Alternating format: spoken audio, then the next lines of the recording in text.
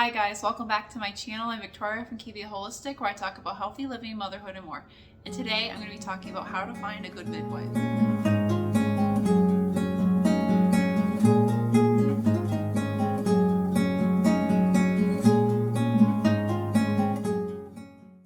So selecting a midwife is a little bit different than selecting an OBGYN because with OBGYNs, the standard of care is more standardized.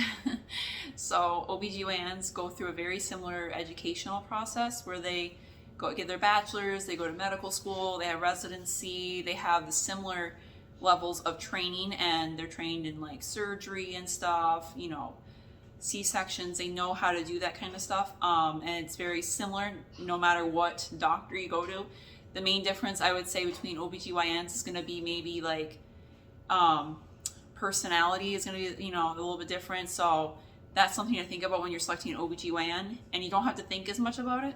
But when you're selecting a midwife, it's a little bit different because midwives, they go through different types of training. They have different certifications in the United States. So there are 3 different types of midwives in the United States. There's 3 different types of programs that midwives will go through to get their license. And so the first one, and this one's not as common, is just certified midwives. And they go through some graduate school, but they don't have a nursing degree like certified nurse midwives do. So certified nurse midwives mean they got their bachelor's of nursing and then they went on and got a master's degree in midwifery.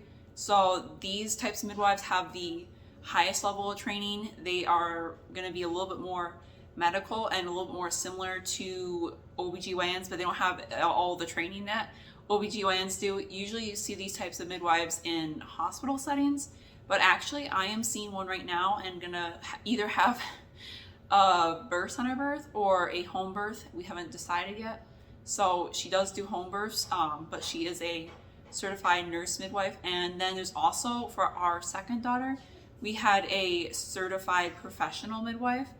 And what that means is that midwife went through I think it's like 5-year program, and then she had lots of hours of training and delivered a lot of babies before she was able to get her license to become a midwife. So some people might feel like if you're not as holistic and crunchy, you might feel a little bit more uncomfortable with a certified professional midwife because they don't have that college education. They can just have like a high school education and then took the courses to become a midwife. So I personally don't think that they're any less, in my experience, any less qualified. They just have a little bit different level of training. And those types of midwives tend to do more home births and out of hospital births. So it kind of depends on what you're looking for. So let's say, for example, you decided, okay, I want to have a midwife attend my birth. I want to maybe do a home birth, or I want to do a birth center birth. I'm not sure yet. I'm just going to see what's available in my area. So the first step that I recommend is going on Google and doing a search. Type in like midwives or midwife, and then type in like your city, and then see what pops up, or maybe your county, depending on where you live. Some areas can have only like a couple midwives. They might only have one. Some areas, like if you live in a big city like New York City, you're gonna have like a lot of selection. So it can vary. My area, there's only like 3. So the choices are very limited in my area. So that was what I would recommend first, is doing a Google search, seeing what pops up. So another place to look is actually on Facebook. So you may, you might have to do some digging, but you may be able to find a natural moms group in your area. You might be able to find like a Weston A. Price chapter. Possibly that might help. Just finding a way to connect with other natural moms in your area, and that may help you find a midwife. So I know like my second daughter, that's kind of how I found my midwife, was through that natural moms group, the Crunchy Moms group, and asked in there like, you guys know any midwives in the area? And then some people, came forward like, oh yeah, I have my baby with this midwife or with this one. And then I kind of compiled a list in addition to my Google search, and that helped me kind of create a list of midwives to contact. Now, a third source that you may not even really think about at first, but this may be especially important if you're having trouble finding a midwife, is if you're having trouble, I would try to find a midwife in a nearby city. So let's say there's like a city like 2 hours from you and there's a midwife there, or maybe a couple of midwives. Try contacting them and saying, hey, I want to have a home birth or whatever, I want to have a midwife at my birth, and I'm having trouble finding midwives in my area. Do you know any midwives in my area that do home birth or out of hospital birth, or just do hospital birth, whatever you want. And then sometimes they can connect you with midwives in your area, because not all midwives advertise their services. Like on Google, they don't always have websites. Some midwives just want to do it like part-time.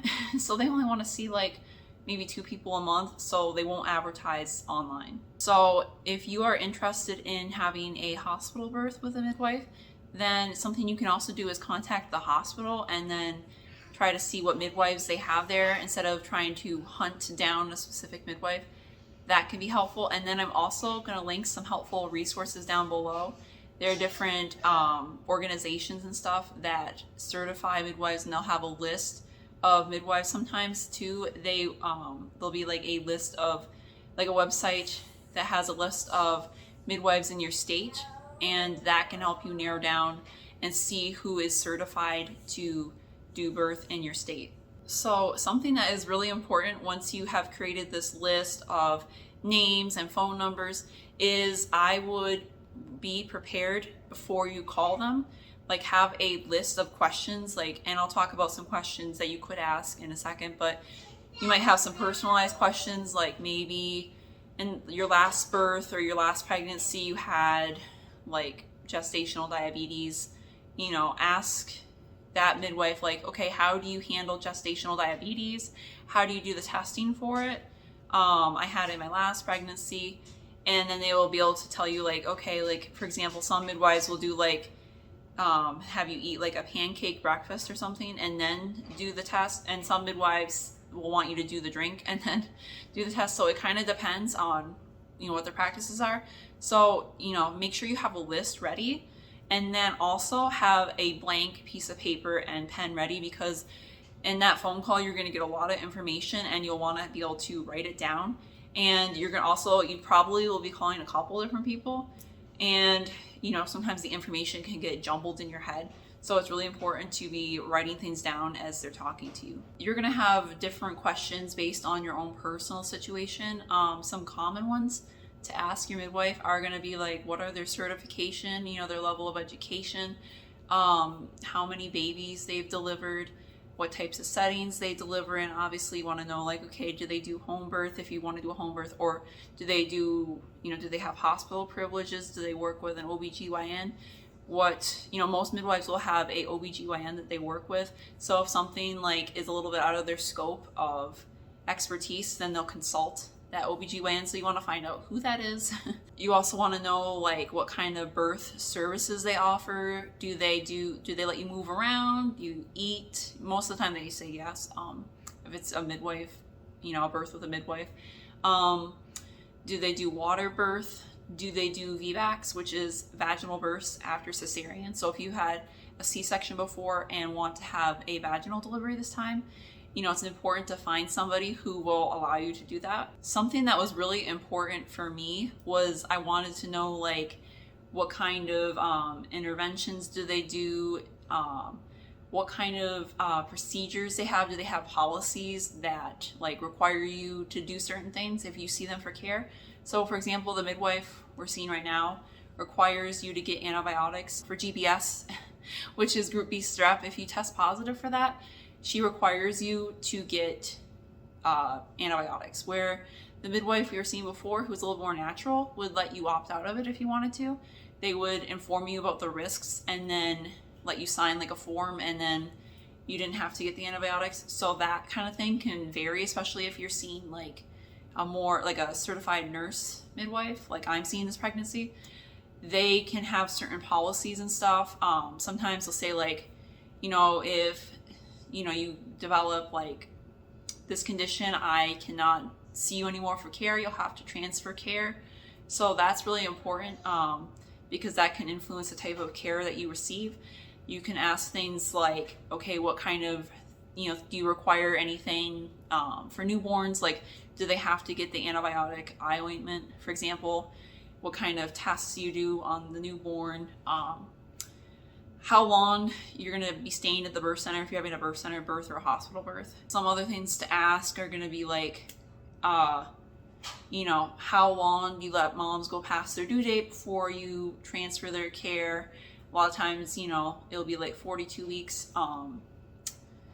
You do allow kids to come to appointments too. Like, I know if you are seeing an OBGYN, they kind of don't really like you bringing your kids to your appointments. But the nice thing about seeing a midwife is they do usually let you have your kids there, and they'll have like toys for them. So that's usually really nice. So these are some things to think about before you start calling midwives and trying to determine who you're going to see for care. So as you're talking to the midwife on the phone, make note of how you're feeling and how you are responding to what they're saying. Like, you might not notice it at first, but then you'll notice like, okay, I'm getting kind of a bad feeling. I'm getting a bad vibe. Like, this is not, even though like everything they're saying sounds good, I'm not getting the best vibe. You might want to take note of that. It might be a sign that, maybe you need to see somebody else. If you decide to like also meet them in person, that might give you an even better idea of what they're like. And it's really important to know this because you're going to be giving birth with this person. It's a very special and intimate moment, and you really want to feel comfortable with this person. So unless there's some kind of like red flag and that tells you like, okay, I am not going to see this person at all for my birth. If you're undecided or you like the person, then I would highly recommend setting up a tour of the birth center if they have a birth center, or possibly try to get a tour of the hospital, like the room, an idea of what kind of rooms and environment you're going to be delivering in. If you're having a home birth, then you might not be as concerned about that, except you're probably, going to have to go to an office or something like that for prenatal care. So it might still be a good idea to see the birth center or office where you're going to be receiving prenatal care. I would highly recommend, if you have selection in your area, to interview and tour like, a couple birth centers, at least 2 or 3, because sometimes like you might not realize that there are different options out there. So don't always get your heart focused on like one person. Like, try different options, and then that'll give you a better idea and make you feel more certain about your decision.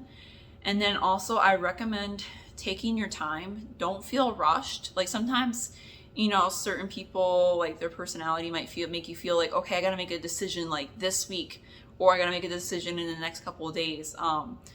Take your time. Most of the time, like, unless you have a condition where you need to get in and get seen quickly, you don't really need to be seen until like between 8 and 12 weeks. It kind of depends on the midwife you're seeing. And really take the time to get your partner's perspective on things and what they think, because it's easy to not think about that as much, because you're the birthing person and you're like, okay, well, I want to do this and this is how it's going to go because I'm the one giving birth. But you got to take into account that it's also your partner's child, and they have feelings and emotions, and they want to be comfortable too in the environment that you're giving birth. They want to be comfortable with the person that is going to be delivering the baby, because, like, for example, my husband, he comes with me to a lot of the prenatal appointments. He's, obviously there at the birth, so he wants to feel comfortable as well. Then something also to think about is the cost. So unfortunately, like, it's harder to get insurance coverage for midwife care, especially if you're having a home birth. It may be out of pocket, or more likely to be out of pocket, and it depends on the midwife you're seeing. So you have to ask them, do you take like insurance? Approximately, what will the insurance cover? You kind of want to get an idea. Usually midwives have like a self-pay thing as well, so you want to see like, okay, you want to get an idea of the policies. Usually they'll have like a policy where you have to pay a deposit, and then you have like a monthly payment, or you have a set number of payments and you have to pay like this much by 36 weeks. So, make note of that because it's really important. And that's something really to consider when choosing a midwife for care. So the last bit of advice I have for you guys is to really think about location. So that can mean multiple things. If you're doing a hospital or birth center birth, think about, how far away is this location that I have to drive to? Sometimes because it's harder to access midwife care, like a birth center might be like 2 hours from you. And if it's your first baby, you'll probably be okay because usually those labors are longer. But if it's like your second or third or more, especially if you have a history of having like quick babies, that may not be a good idea. It may be better to find somebody closer to you and maybe possibly have like a backup plan in case you have to give birth in the car or something like that on your own, if you have really fast babies. I can tell you for reference, like my first was like 37 hours, which is pretty long. And then my second was 4 hours, and we barely made it to the birth center last time. Then you also have to think about how far away is the midwife located. Is like, for example, our second baby, the midwife was 45 minutes away. And that was not something I thought to ask about. And I didn't know about it until I was actually in labor and called her. And I'm like, okay, I think like I might need to come in. And she's like, okay, well, I live 45 minutes away. So it's going to be come to the birth center in 45 minutes. And I was like, oh, so that's why I almost like didn't make it, because the timing and the location. If you're having a home birth, how far away is the midwife going to be? Because if they're like 45 minutes or an hour away or something, and you have fast births, that may not be a good idea. So you really have to think a lot more about the details and things than you do with seeing an OBGYN, because you kind of know what to expect with an OBGYN, where with like a midwife, it's a little bit less standardized. So these are definitely things to ask, consider, different choices that you have, and it depends on your area, of course. But if you have any questions, I'll be happy to answer. And please be sure to like, share, and subscribe. And I'll see you guys again soon. Be well, guys.